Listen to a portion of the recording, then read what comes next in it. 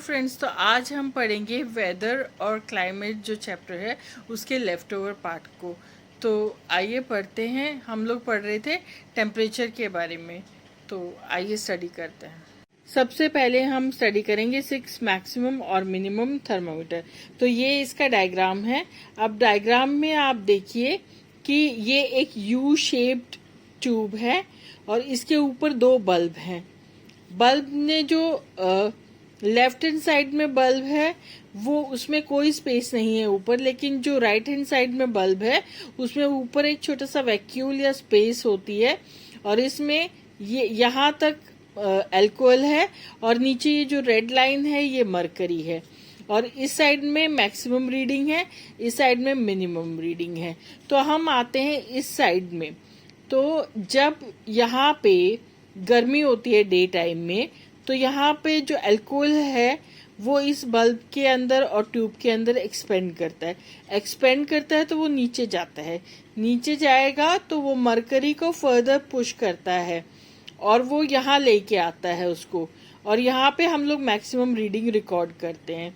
फिर on the other hand जब रात का टाइम आता है तो यहाँ पे जो अल्कोहल है वो कॉन्ट्रैक्ट करता है तो सिकुड़ता है तो मरकरी जो यहाँ पे है वो ऊपर राइज करता है और इस साइड में मिनिमम रीडिंग दिखाता है। तो इस तरह से हम टेम्परेचर जो है वो रिकॉर्ड कर सकते हैं, मैक्सिमम भी मिनिमम भी। ये देखिए, ये एक और बहुत ही मॉडर्न इंस्ट्रूमेंट है फॉर रीडिंग टेम्परेचर के लिए। तो इसमें क्या होता है, इसको बोलते हैं थर्मोग्राफ। थर्मोग्राफ में क्या होता है, एक सिलेंडर होता है और उस सिलेंडर पे पेपर लगा हुआ होता है, रोलिंग सिलेंडर होता है। इसके साथ एक पेन अटैच होता है और पेन जो है वो बाई मेटल स्ट्रिप से कनेक्टेड होता है। तो बाई मेटल स्ट्रिप जो है वो बेंड करती हैं जैसे ही टेम्परेचर राइज करता है, तो उसके अकॉर्डिंग ये जो पेन है ये इस पेपर पे रिकॉर्ड करता है टेम्परेचर। हेलो फ्रेंड्स, तो हमें पता है कि रेनफॉल जो होती है वो एक प्रेसिपिटेशन की फॉर्म है। तो इसको मेजर कैसे करेंगे? तो इसको मेजर करने के लिए एक बहुत ही सिंपल सा अपरेटस होता है जिसको हम बोलते हैं रेन गॉज। तो ये जार शेप्ड होता है और इसके अंदर कैलिब्रेशंस होती हैं, मेटल की ग्रेजुएशंस बनी होती हैं, यानी कि रीडिंग्स होती हैं इसके ऊपर। तो रीडिंग्स मिलीबार्स में भी हो सकती हैं, इंचेस में भी हो सकती हैं। तो जब हमें मेजर करनी हो रेनफॉल तो हम इस अपरेटस को ले जाके रखते हैं ओपन में। वहाँ पे कोई बिल्डिंग नहीं होनी चाहिए, कोई ट्री वगैरह, कोई कंस्ट्रक्शन नहीं होनी चाहिए। ओपन ग्राउंड में रखते हैं, 30 सेंटीमीटर अबव द ग्राउंड रखते हैं। और जब रेनफॉल इसमें फॉल करती है तो इसकी रीडिंग्स बहुत ही सिंपल है। मान लो 1 इंच इसमें रीडिंग आई तो 1 इंच ही रेनफॉल हुई। तो ये बहुत सिंपल है। अब हम पढ़ेंगे ह्यूमिडिटी। तो ह्यूमिडिटी क्या होती है? ह्यूमिडिटी होती है the amount of moisture present in the air. अगर हमें इसे मेजर करना है तो हम कैसे मेजर करेंगे? तो इसके लिए होता है कि ड्राई बल्ब थर्मामीटर और वेट बल्ब थर्मामीटर एक साथ कनेक्ट करके हम लोग रखते हैं।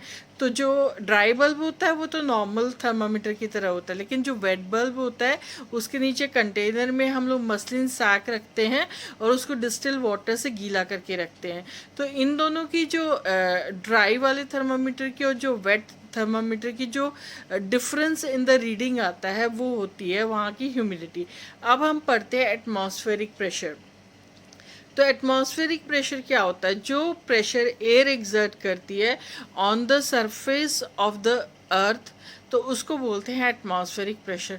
अभी एक बहुत डिपेंड करता है टेम्परेचर से। विद राइज इन टेम्परेचर ये जो एटमॉस्फेरिक प्रेशर है वो कम होता जाता है। क्यों कम होता है?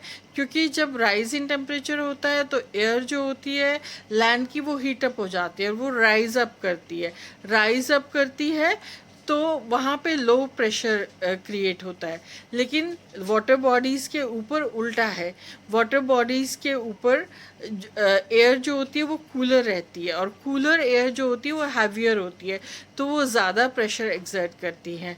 इसके अलावा एटमॉस्फेरिक प्रेशर जो है वो सी लेवल से भी हाइट के अकॉर्डिंग भी होता है। जैसे सी लेवल से हम मेजर करते जाएंगे तो जितनी हाइट जाती जाएगी उतना ही एटमॉस्फेरिक प्रेशर जो है वो लो होगा, यानी कि माउंटेन्स वगैरह वगैरह पे बहुत ही लो एटमॉस्फेरिक प्रेशर होता है। तो अब हम पढ़ेंगे विंड्स। विंड मैंने पिछले उस लेक्चर में बताया था कि विंड्स कैसे ब्लो होती हैं। तो आज मैं बताऊंगी विंड्स को अगर हमें मेजर करना है तो कैसे उसकी डायरेक्शन देखनी है, तो कैसे देखेंगे। तो विंड वेन करके एक इंस्ट्रूमेंट आता है, उससे हम डायरेक्शन पता कर सकते हैं। अगर हमें स्पीड ऑफ द विंड पता करनी है तो उसके लिए अनीमोमीटर करके एक इंस्ट्रूमेंट आता है, उससे हम लोग मेजर कर सकते हैं। फिर आइए स्टडी करते हैं क्लाउड कवर के बारे में। तो क्लाउड कवर क्या होता है? जब दिन का मौसम होता है और उसमें क्लाउड्स कवर करते हैं स्काई को, तो उससे जो सन रेडिएशंस होती हैं वो अर्थ पे नहीं रीच कर पाती, वो एज अ ब्लॉक अफेक्ट करता है। और उससे क्या होता है कि जो अर्थ का एटमॉस्फेयर है वो कूलर हो जाता है बेटर।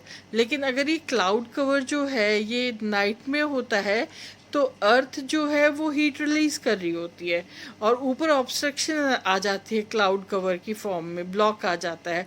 तो ये जो हीट रेडिएशंस हैं उनको स्पेस में एस्केप आउट नहीं करने देता और इससे अर्थ जो है वो हीट अप हो जाती है।